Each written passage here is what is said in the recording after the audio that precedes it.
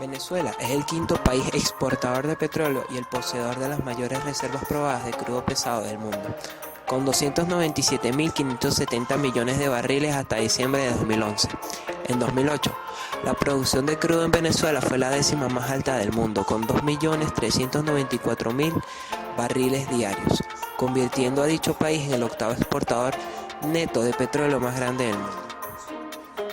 En Venezuela, las actividades petroleras comenzaron en la época prehispánica, época en la cual solo se utilizaba el petróleo para calafetear e impermeabilizar las embarcaciones, pero su explotación se comenzó a realizar formalmente en la época colonial.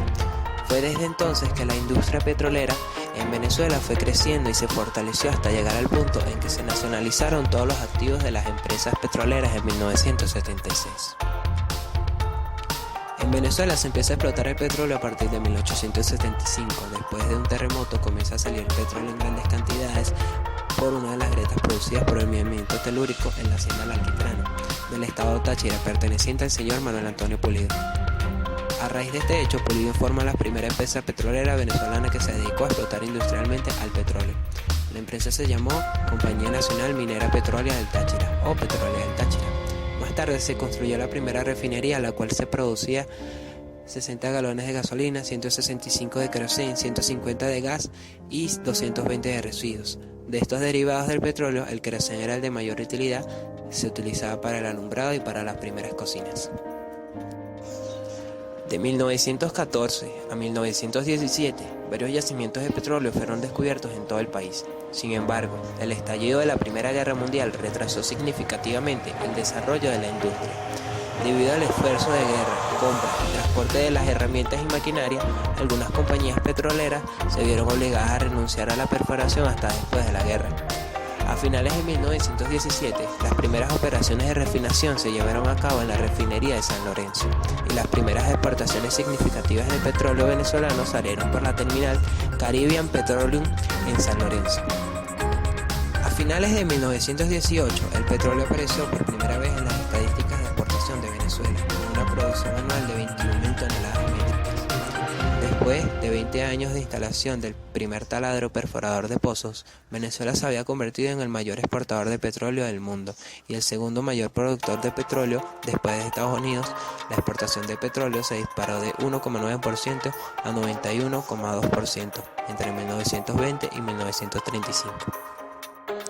La década de 1950 a mediados y finales, los principales productores de petróleo, como Venezuela, Irán, Arabia Saudita, Irak y Kuwait, se reunieron en Bagdad en septiembre de 1960 para formar la Organización de Países Exportadores de Petróleo. Los principales objetivos de los países miembros de la OPEP fue trabajar junto con el fin de asegurar y estabilizar los precios internacionales del petróleo para garantizar sus intereses como naciones productoras de petróleo.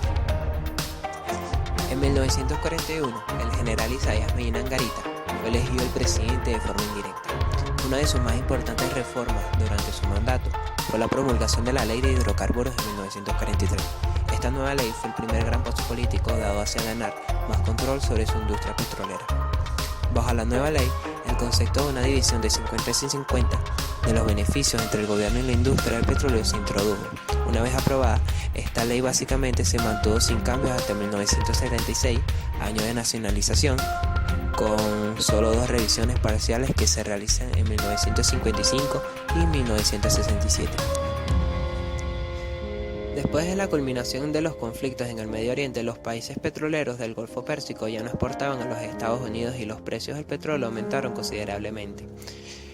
Venezuela experimentó un incremento significativo en las utilidades por concepto de producción del petróleo.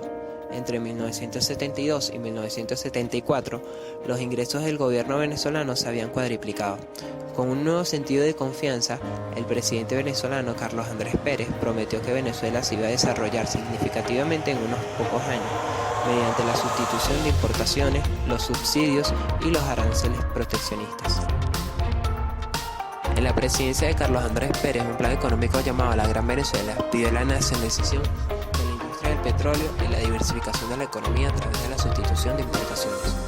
El país oficialmente nacionalizó la industria petrolera el 1 de enero de 1976, bajo la gestión ministerial de Valentín Hernández Acosta, y junto con él vino el nacimiento de Petróleos de Venezuela Sociedad Anónima, PDVSA, que es la empresa estatal venezolana. Created using Powtoon.